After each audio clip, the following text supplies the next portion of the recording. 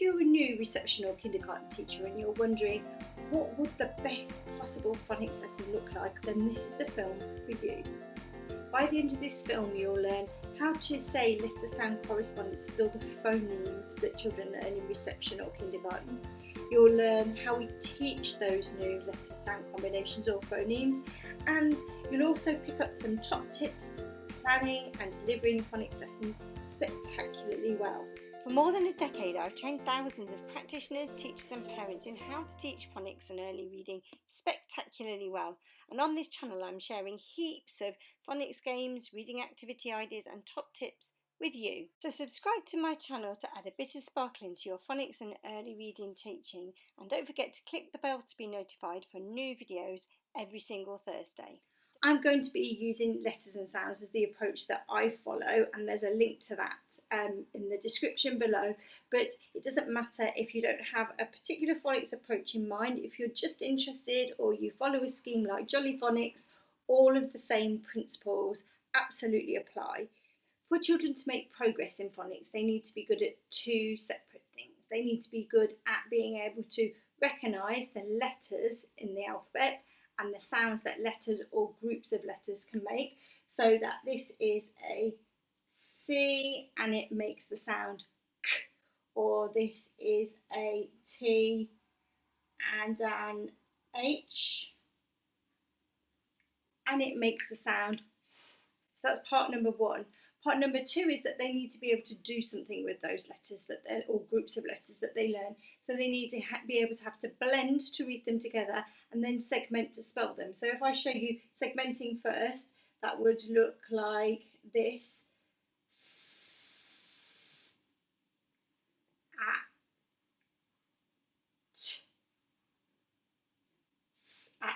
So I've segmented it to spell it, and then I'm going to read it back. Sat. That's blending. So I break it up to be able to spell it, and I blend it back together to be able to read it. In this film, we're just going to look at how we teach recognising those phonemes, and the film next week will look at how we teach the blending and segmenting to children in reception.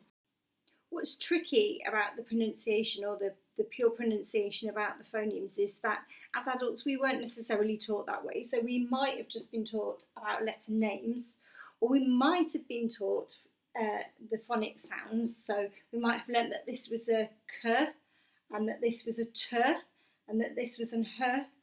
But you'll notice that the way that I'm saying those is slightly different to the way that I said them originally. So if I say this in a synthetic way, it's a K and that's a T. Can you hear the difference? K and K, T and T. And that's because we've learnt such a lot about how to help children learn and pick up phonics for reading and for spelling much more efficiently. So this synthetic approach is really, really important and helps the children a lot. But it takes a lot of practice for us as adults to get our heads around it, because often we learn in a very different way. The best way to think about the impact of the way we say the phonemes in words, or the pure sound pronunciation of sounds in words, is to think of a word and actually use an example. So the word that I'm thinking of is the word butter. Now, if I was to think about how to spell the word butter and not apply those pure sounds, that synthetic pronunciation of those sounds, I might think the word butter looks like this. B-T.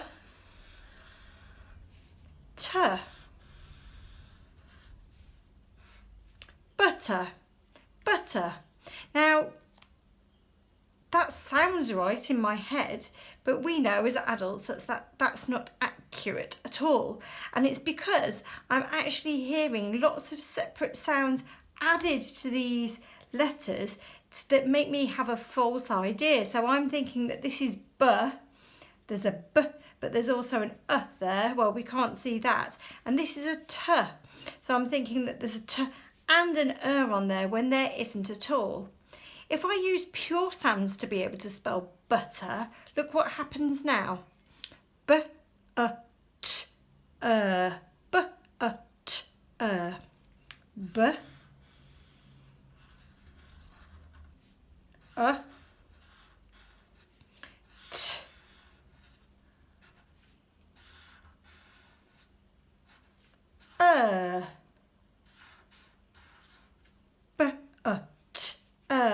butter.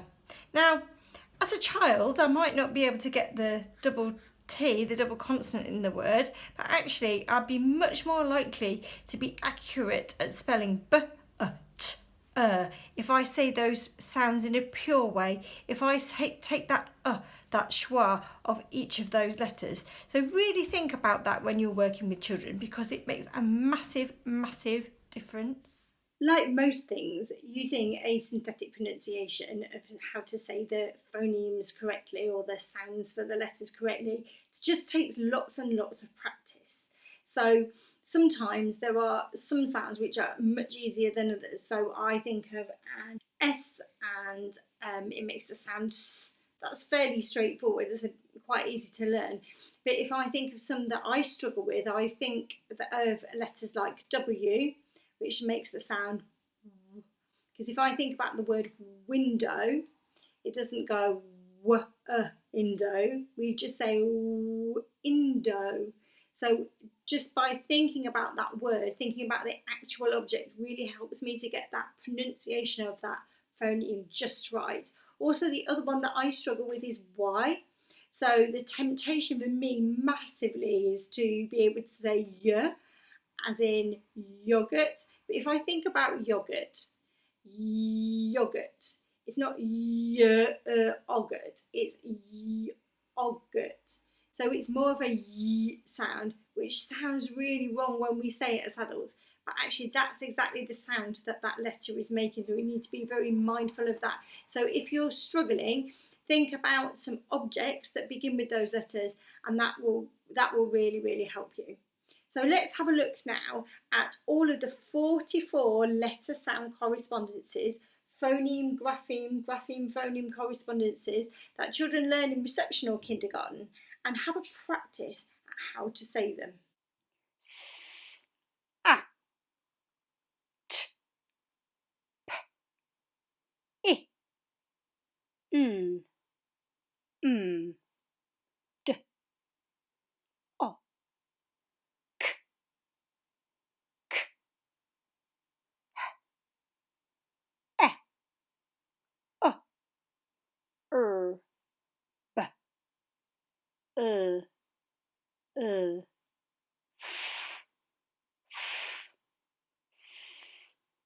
Z, W, V, Y, Q,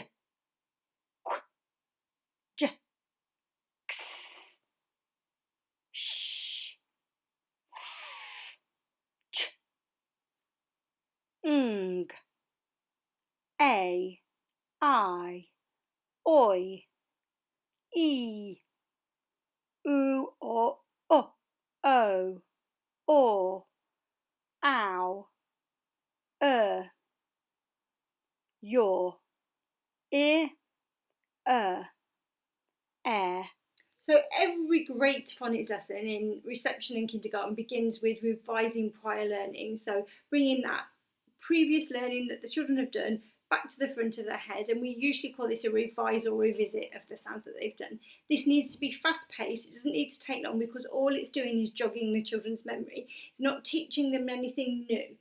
So here you can see I'm using flashcards, but you could also use slides, or you could ask the children to write them if you wanted to work on letter formation. So when we teach a new letter sound correspondence, we need to make sure that we use the letter name as well as the letter sound, so the grapheme as well as the phoneme. So we need to remember to use the letter A and the sound A in our teaching, because very soon, as we start to introducing 2 letters, 1 sound, the digraphs, and 3 letters, 1 sound, the trigraphs, if we only use the sound, then being able to explain those is really difficult, because this would be, if I didn't use the letter names, this would be a T and a H that would sound like to her. And actually we know that it's a T and an H making a sound, very different to her. So we need to make sure that we're using letter names as well as letter sounds when we teach. And when we teach children, because children learn in all kinds of different ways, when we teach a new sound, we need to be as multisensory as we possibly can, and we need to try and involve the children as much as we possibly can.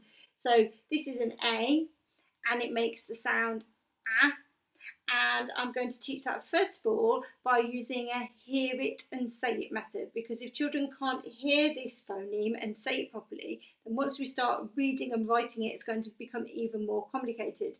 So this is an A and it makes a sound A. And if I was delivering a phonics lesson, I would start with that explanation and then we would have a practice at hearing it and saying it. So we'd do it all together so that children are fully involved and fully active and fully engaged in their learning. I would expect them to be joining in.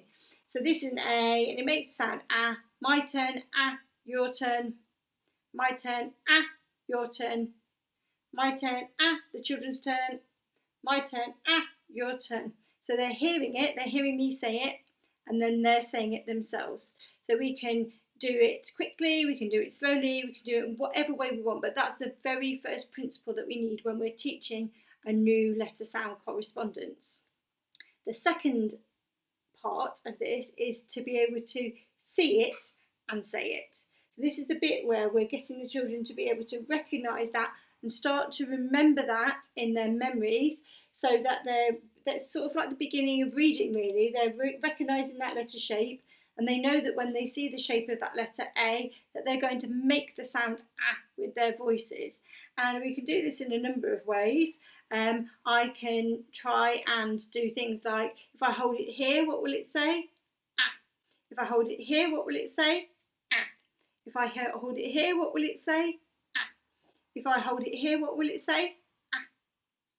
So the flashcards are a really good tool to use for this see it, say it approach. But if you're working with a bigger group of children or want to try something different at home, this is something you can try. So all I've written here is an A on the first slide, and I'm using PowerPoint slides for this. And all I've done is I've pasted it onto following slides in a different place, because what we're trying to get the children to do is recognise that every time they see this letter shape, wherever it is on the screen, that they're going to make the sound ah. That's the point of it. So I'm just pasting the same text box onto following slides so that the children can see ah, ah, ah, ah, ah. And all I've really got to do is click along the PowerPoint slides to give the children an idea. So once the children have learnt to recognise, to hear and say the sounds of a new letter sound correspondence, a new grapheme phoneme correspondence, and they've had practice at looking at it, saying it, seeing it and saying it, then the final part of teaching a new letter sound, bearing in mind this only happens as it takes about 5 minutes to teach all of these parts, is to be able to write this new letter sound correspondence. And this isn't about teaching the children to be brilliant at handwriting, this is about teaching them that kinesthetic, that movement, to be able to help them to remember what that letter looks like, because some children really need that movement to help to jog their memory in learning to teach a new letter sound. So of course I would show them first of all how to write it. So imagine that we've learnt how to say and hear the letter sound correspondence for A making an A sound, and then we've looked at it, we've really remembered it, we've looked at it in different places, and that's helped to remember that letter sound correspondence. Now we're going to see it and write it. So I'm going to show the children first of all how to write it. So I'm going to go, this is an A making an A, so start on the line, whoosh up, all the way around, and back down to the line with a flick. So I've taught the children how to write that, and different schools have different ways of being able to describe that. So if you're a teacher in a school, you probably need to find out what your school's preferred approach is. Also, if you're a parent, that probably be really helpful for you to be able to help your children at home. But I've got that letter formation just there, and then I'm going to say to the children, right, now it's your turn. How many of those A's making the A sound can you write in 1 minute? So they might have boards like this. They might have a piece of pen, a pen and a piece of paper. So for those of you who use Jolly Phonics, if you've heard of that before, the process is exactly the same. You're still teaching the children that this is a letter C and it makes a sound K. This is a T and a H, it's a digraph and it's making the sound. The process is exactly the same. It's just that when we use Jolly Phonics, we've got very particular resources, actions and songs that complement that teaching. And if you have a look at Little Learners on YouTube, there's some really good explanations of the actions that you might need, and some top tips for teaching using Jolly Phonics that might really help you out. So that's everything you need to know to begin to teach phonics spectacularly well in reception and kindergarten. In this film, we've looked at how to say the grapheme phoneme correspondences correctly using that synthetic pronunciation, and the importance of starting with a review in our phonics sessions, followed by how to teach a new letter sound correspondence. The slides that I used in the session, they're available in a link below for free, so you can just download those. They're on my TES store, have a look at that. For teachers and teaching assistants, there's also some free planning. There's a link below to that, so you can print off that planning and get going straight away. Don't forget to subscribe to my channel and click the bell to be notified for more phonics and early reading activities every single Thursday. So if you liked today's session, then don't forget to give it a thumbs up. And if you haven't checked out this film, this is all about children's ability to be able to remember and how that helps them with phonics. So don't forget to give that a quick look. But until next time.